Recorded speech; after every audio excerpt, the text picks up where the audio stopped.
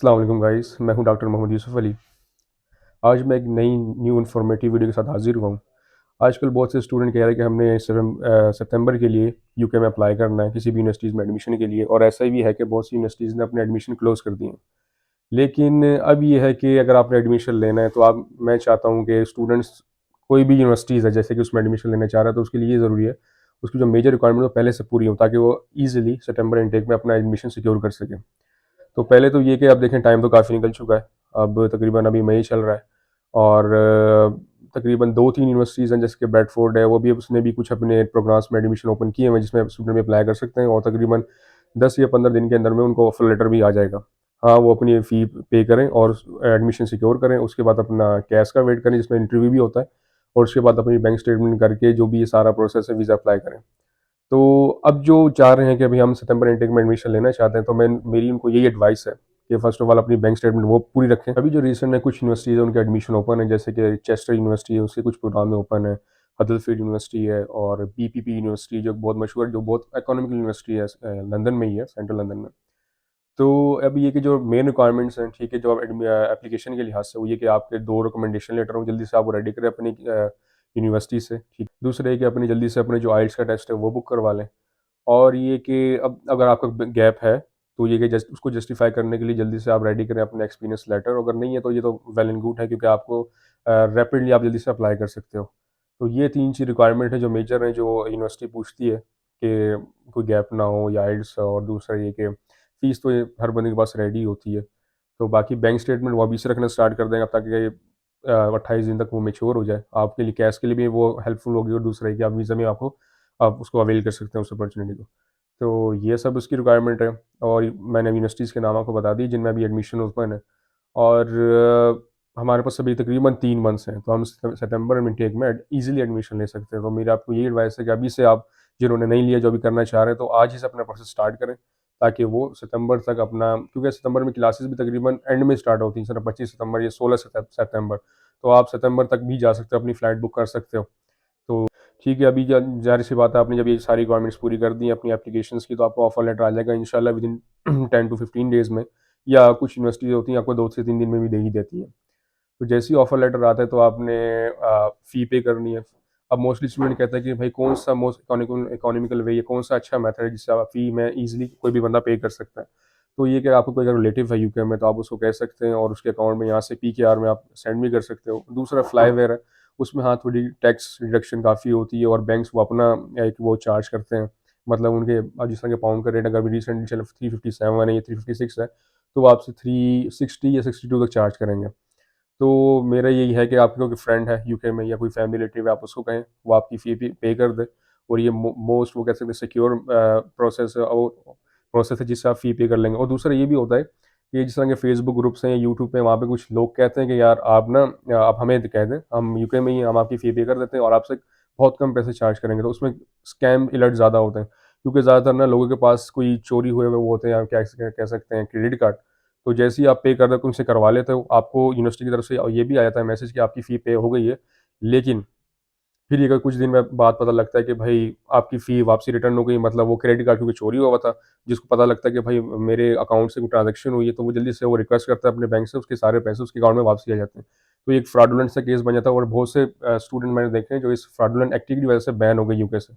तो इस तरह के स्कैम से बचें, और जो सबसे इकोनॉमिकल और सबसे बेहतर वे है कि आप अपनी फ़ी को सबमिट करवाएँ यूके में, तो ये कि आपका कोई रिलेटिव हो, कोई दोस्त हो, जो पक्का दोस्त हो, क्योंकि ज़ाहिर-सी बात है, क्योंकि वहाँ पर ऐसा होता है कि कहते हैं कि यूके जाके बहुत से लोग ना भूल जाते हैं आपको। तो इस चीज़ से बचना है अपना, इस तरह तरीके से आप पे करें। तो ये एक तो अब आपने फ़ी पे कर दी है। तो इसके बाद जैसे ही आप फ़ी पे कर देंगे, और दूसरा है कि आइल्स की रिक्वायरमेंट जो मैंने बताया कि आप रेडी कर लें या बुक करवा लें, जैसे आप आइल्स भी दे देते हैं, तो उसके बाद आपके पास आता है अनकंडीशनल ऑफर लेटर, ठीक है? जिसके बाद ये कि आपने मतलब ये कि फिर उसके बाद वो ऑफर लेटर आ गया,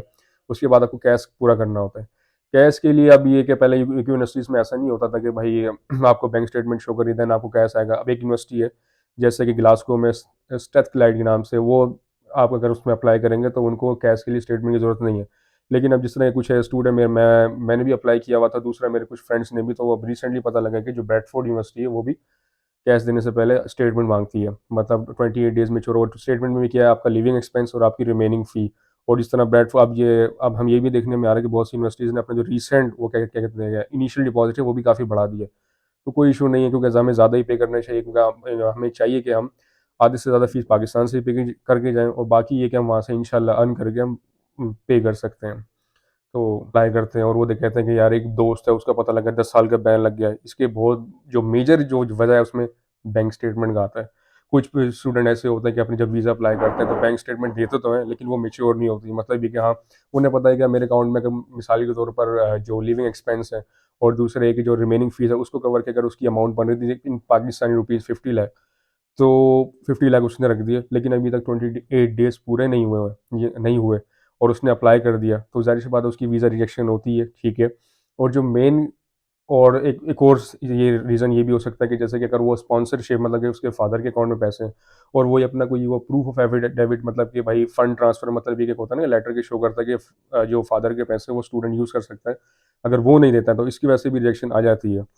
और जो मेन केस अभी हमने रिसेंटली हमने देखा है, कुछ सर्कुलेट भी हो रहा है कि एक स्टूडेंट को 10 ईयर का बैन लगा है। तो उसकी जो मेजर वजह ये थी कि उसने जो स्टेटमेंट यूज़ की थी, एक तो ये कि फेक स्टेटमेंट मतलब एक वो होता है कि भाई मोस्टली स्टूडेंट होते हैं वो कहते हैं कि यार हमारे पास पैसे नहीं है, या फिर इन्वेस्टर है, किसी इन्वेस्टर से पैसे लिए, उसने भाई मतलब अपने अकाउंट में आपके अकाउंट में रखवा दिए, लेकिन उसे कोई ज़रूरत पड़ गई, उसने आपको पता नहीं था, उसने अपना अकाउंट में वापसी कर ली और आपका अकाउंट ज़ीरो हो गया, लेकिन आप वीज़ा अप्लाई कर चुके हो, मतलब एप्लीकेशन सारा आप स्टेटमेंट भी जमा कर चुके हो, और जब एम्बेसी चेक करती है तो आपके अकाउंट में पैसे नहीं होते। या तो ये कि आप फेक यूज़ कर रहे हो, या ऐसा होता है कि इन्वेस्टर ने आपके साथ फ्रॉड किया है, तो ये मेजर कॉज होता है जिससे आपको 10 ईयर का बैन लग जाता है। तो ये था, तो इससे ये कि हम हमें चाहिए कि हम जो स्टेटमेंट है, ठीक है, तो वो अपनी एक प्रॉपर रखें और जो जेन्युइन हो, ठीक है, उसमें कोई भी मतलब ये होता है कि बहुत से स्टूडेंट पूछते हैं कि भाई हमने स्टेटमेंट रखी है तो हमको अपने कैश ट्रांज़ैक्शन करने से कोई इश्यू तो नहीं होगा? ट्रांज़ैक्शन का कोई इश्यू नहीं है। हाँ, ये कि आपकी जो अमाउंट है, रिक्वायर्ड अमाउंट जो आपने शो करवानी है, लिविंग एक्सपेंस एंड रिमेनिंग फ़ी, वो फ्लक्चुएट ना करे। अब अगर 50 लाख है, ठीक है, जो आपकी बनती है टोटल, तो फिर ये कि आप ये उसमें ट्रांज़ैक्शन कर लें, आप उसमें पैसे और डाल लें, 52 कर लें, उस जो 2 लाख आपने और डालें, उसी के अंदर आप ट्रांज़ैक्शन करते रहें, लेकिन 50 से नीचे ना जाए। तो इस तरह ये होगा कि आपकी जो है बैंक स्टेटमेंट मैच्योर और मेंटेन रहेगी, फिर उसके बाद आप वीज़ा अप्लाई कर सकते हो। अब देखिए, अब ज़ाहिर-सी बात है आपका कैश आ जाता है, जो आपने वीज़ा मतलब ये कि इंटरव्यू क्लियर करने के बाद ले लिया होता है। फिर आप वीज़ा अप्लाई करते हो, उसमें भी मेन जो रिक्वायरमेंट्स हैं, जैसे कि उसमें आती है आपकी बैंक स्टेटमेंट जो टोटली मैच्योर होनी चाहिए, ठीक है? और आपको कुछ वीज़ा फ़ीस भरनी होती है, आईएचएस फ़ीस है जो है यूके के लिए, और दूसरा आपकी वीज़ा फ़ीस है। तो उसके बाद वो अप्लाई करते हो आप, आपकी बैंक स्टेटमेंट पूरी, आपका कैश है, ये मेन होता है, और दूसरा आपके पास जब जो आपकी जो सारी जो रिक्वायरमेंट्स मतलब ये कि एजुकेशनल रिक्वायरमेंट्स थी, जो आपने ड्यूरिंग एप्लीकेशन दी थी, वो आपके पास होनी चाहिए, जो आप स्कैन करके वीएफएस पोर्टल पे देते हो। तो ये सारी चीज़ें होंगी तो आपका अप्लाई हो जाता है वीज़ा, ठीक है। अगर आप ऐसा है कि अगर अगर आपके साथ कोई जा रहा है डिपेंडेंट, ठीक है, और मोस्टली डिपेंडेंट जा रहा है, तो उसके लिए आपके ये होता है कि उसमें जो मेन आता है रिक्वायरमेंट्स में जो, तो ये कि आपने उसकी मतलब जो अगर ज़ाहिर-सी बात है कि वाइफ़ लेके जा रहा है अपने साथ, तो उसके लिए चाहिए कि भई उसका एफआरसी मतलब जो फैमिली रजिस्ट्रेशन सर्टिफिकेट एक वो हो, निकाहनामा हो, जो भी इंग्लिश में ट्रांसलेट हुआ वो, और ये तो कुछ रिक्वायरमेंट थी, जैसे कि मैं आपको वीज़ा की रिक्वायरमेंट्स बता रहा था, साथ-साथ मैंने स्पाउस वीज़ा की रिक्वायरमेंट भी आपको बता दी है।